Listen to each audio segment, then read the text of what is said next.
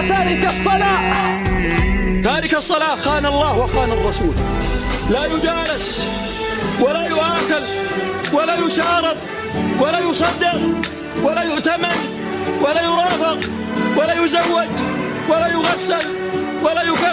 يا تارك الصلاة. تارك الصلاة خان الله وخان الرسول.